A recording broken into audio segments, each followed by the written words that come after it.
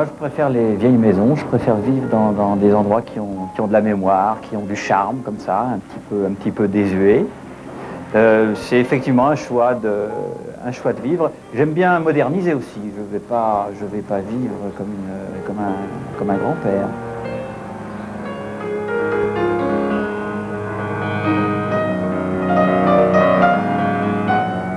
Pendant des années, j'ai vécu dans des endroits à La Réunion qui n'étaient pas terribles, des placards, des choses comme ça. J'ai pas eu le temps vraiment non plus de m'investir dans un lieu. En fait, j'ai beaucoup travaillé, beaucoup vécu de manière intense. Là, j'ai un peu besoin de m'arrêter, ou disons, j'ai besoin de me fixer quelque part, c'est vrai. Alors quand j'ai trouvé cet endroit qui était un peu magique, eh ben, voilà, je suis tombé amoureux et j'ai décidé de vivre ici. On va habiter à plusieurs. On va restaurer cet endroit aussi à notre façon. Voilà, il n'y a rien d'autre. Il n'y a rien d'autre à dire. C'est une histoire d'amour entre une maison et quelqu'un.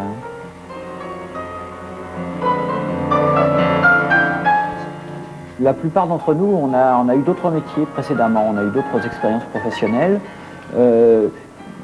Ça nous a pas plu. Tout le monde n'est pas fait pour être fonctionnaire, pour avoir des horaires rigoureux. Moi, je fais partie des êtres humains qui préfèrent vivre librement, qui préfèrent... D'ailleurs, en règle générale, on travaille beaucoup plus qu'auparavant. Mais moi, j'aime travailler tard le soir, j'aime tourner, j'aime partir des grandes périodes, j'aime m'arrêter pour écrire, j'aime avoir une vie avec des rythmes différents, j'aime la création, me recréer, me retrouver dans une pièce. J'ai remarqué que mes camarades qui étaient comédiens, ils avaient le même sentiment par rapport à la vie.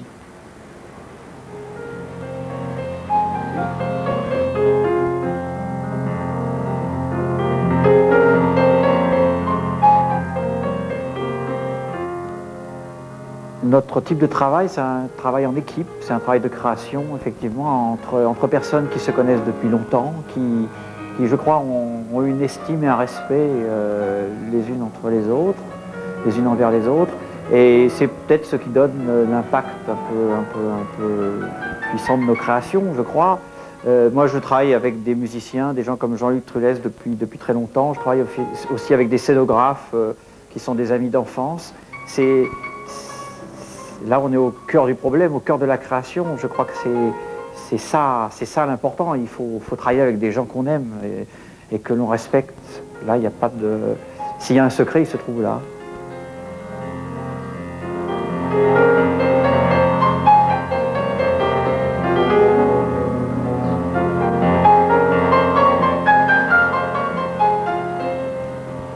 J'aurais aimé être comédien dans la troupe de Molière, en Louis XIV. Parce que ce sont des gens qui ont une vie assez extraordinaire. Ils ont commencé assez bas dans l'échelle sociale. Ils ont commencé par tourner dans des provinces reculées, comme ça, par se faire mordre par les chiens dans les rues.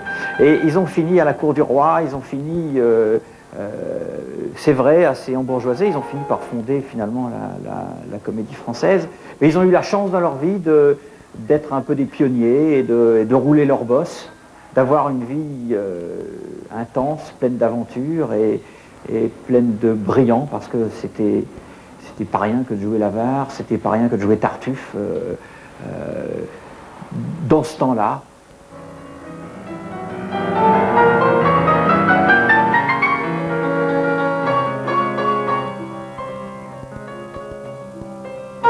Alors les architectes et les maçons, ils ont de la chance parce qu'ils laissent des bâtiments et tout le monde peut les voir, tout le monde peut s'en souvenir. Les hommes de théâtre, c'est plus difficile parce qu'ils pratiquent l'éphémère, ils jouent comme ça, ils peuvent même jouer beaucoup, ça laisse pas forcément une trace dans l'histoire. Le secret espoir, c'est quand même, oui, de laisser quelque chose dans la mémoire des gens. C'est aussi d'intervenir dans la vie de la société, dans le mot politique de ce qu'il a de meilleur, c'est-à-dire la vie de la cité, la vie des citoyens. C'est vrai que si nous, au Théâtre Vollard, on a pu quelquefois prendre des positions, être militants sur les problèmes de liberté, de choses comme ça, sur le problème aussi du métissage, de choses qui sont importantes. On aurait réussi quelque chose, là, on aurait fait pas seulement des textes, pas seulement des spectacles, mais on aurait fait progresser les choses.